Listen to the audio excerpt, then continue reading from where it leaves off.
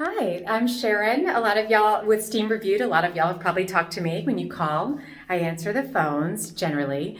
So I am here today with Alan, the owner of the site, the gentleman that actually wrote the site. So a lot of you guys ask us the same questions over and over again, and they're the most common questions.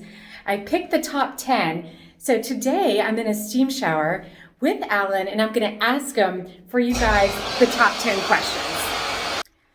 So people are very confused about what you mean by duty cycles versus continuous steam. So the first question is to explain duty cycles versus continuous steam. So you want to know the difference between, you want to know duty cycles and continuous steam. What's the difference? Okay. Yes. This is a duty, I'm in a duty cycle right now. Yes. I don't know how long it's going to go on for, but there's no steam. Continuous, where it's a slow burn, it comes out like almost the entire time. And the most continuous is 6 degrees. So a lot of people some people just want to, get the whole session of steam. They don't want to wait 3, 4, like if you're in there for 30 minutes, you don't want to wait 12 minutes, just have an 18-minute session of steam. And also, you never want to pour water on look at the sensor right here. You never want to pour water on the sensor up, the sensor up here. It's so steamy in here you can't see. I know, look right here, look where I'm pointing. That's the sensor. People pour water on there, like ice water. That trips the sensor, so then it comes on again. So everybody wants continuous. In the gyms, there's always someone pouring their their water bottle, squirting the water up there, putting a cold rag on there. That first of all, that voids the warranty. I mean, that's the first thing they know. I don't know how they know, but it voids the warranty. Ask any company. If you keep doing that, it runs the sensor. But yeah, continuous is when the most continuous is when there's a 6-degree variance. It's already cooling down. It's really hot up here. This actually, by the way, this is a pressurized steam generator. Not a hot pressurized, but low pressure, so it's more wet. You can see this real dripping. But yeah, I'm in a duty cycle right now. You're just gonna wait. You're just gonna sit here and wait for the next duty cycle to come on. Okay, so another big question that people are asking are which generators make the driest steam and the most consistent? Non-pressurized, where there's two. All right, are you saying what's the most constant? Yes. The one that makes the most constant is when you have a 2 tank, an inlet tank and not 2 pressure cookers, but an inlet tank and a boiler where it drips water in there continuously. It's kind of computerized, and it drips in there, and it never goes over under 6 degrees. That's like that's the closest you'll get to a sweat lodge, or if you're looking for continuous, that's the closest you can get is a non-pressurized generator that doesn't work under pressure.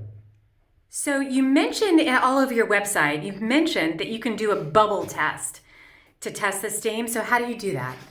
People want to know. Oh, the bubble test. How do you do the bubble test? Yeah, you blow bubbles. Good in any drugstore. You blow bubbles, and if it's wet, brown in motion makes the steam. It makes the steam rise because you need that unevaporated water. When you blow the bubbles, if it's a dry steam, it's gonna kind of like float. But when you have a wet steam, it makes it go higher in the air to the ceiling and just pop on the ceiling quicker. It's all going to rise, but the more water is in the air, it holds heat, which it pushes it up.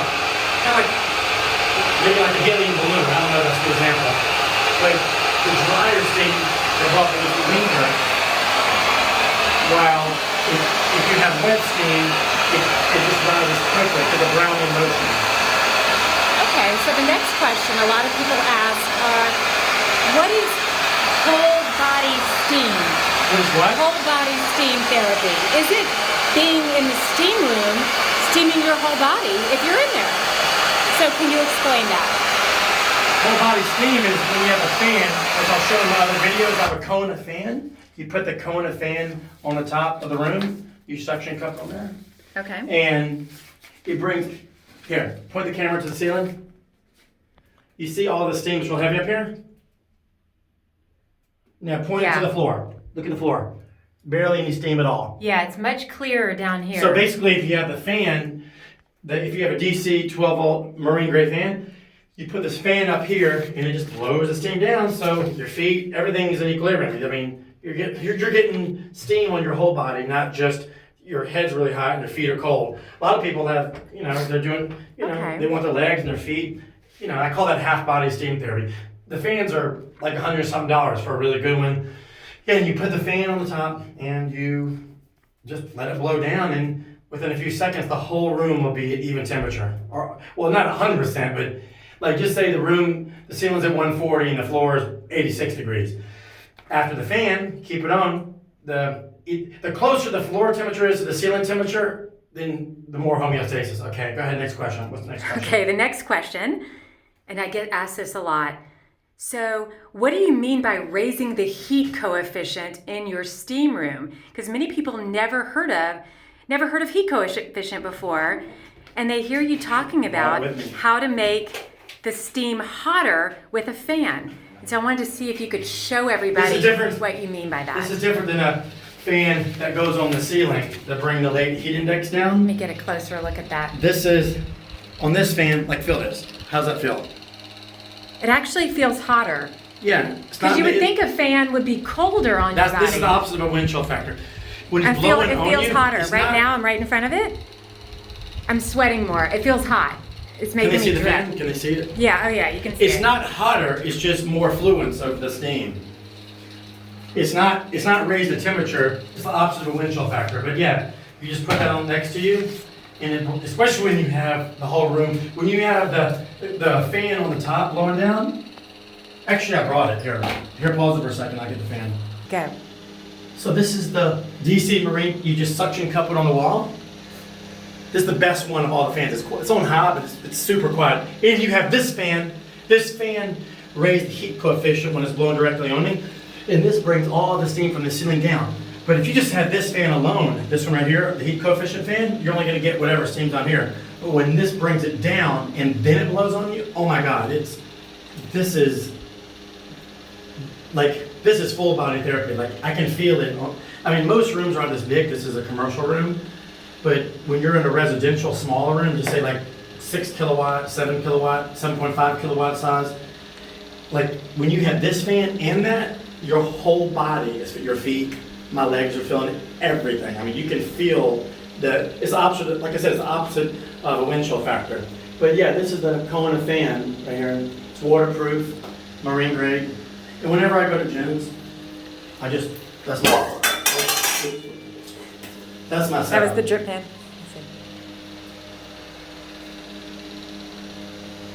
Yeah, just bring that. But you don't have to have the cord if you're at home. You can hardwire it. It's like Got it? Okay, here's another question that I get asked a lot. So I have someone actually that's looking at that they have a 9-foot ceiling, and you say that you can work with people that have that height. Tell me what you do with somebody that has a 9-foot ceiling as opposed to a 7-foot or 8-foot. Okay, if someone has a 9-foot ceiling, which is, normally I don't even recommend a generator because it's 20% goes over if it's 8 foot, about 40% if it's 9. Like just say the laser thermometer. Like up here, all the steam is going to be above your head, like 24 inches above your head. And if you have a 9-foot ceiling, first of all, if you get a wetter steam, it's going to even rise even quicker and drip on the walls even more. But you want to put I'd recommend using a Kona fan, just like the one I showed in my video. Put it on the ceiling. You probably need 2 of them for that size. And you put one on each side, and it brings all the steam down it's called whole body steam therapy.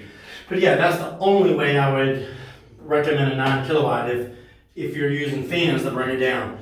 Otherwise, your feet are going to be cold. I mean, you're setting yourself up for failure. Okay. I want to say one more thing. If you are getting a 9-footer, definitely you want a non-pressurized generator, at least if you want to dryer steam, so the steam lingers in the air and it doesn't, especially if you have ceramic, it doesn't stick to the walls, even worse, natural stone. Seems like most people that have 9-foot ceilings have natural stone for some reason. But yeah, I just want to say, it's always better to start with the drier steam.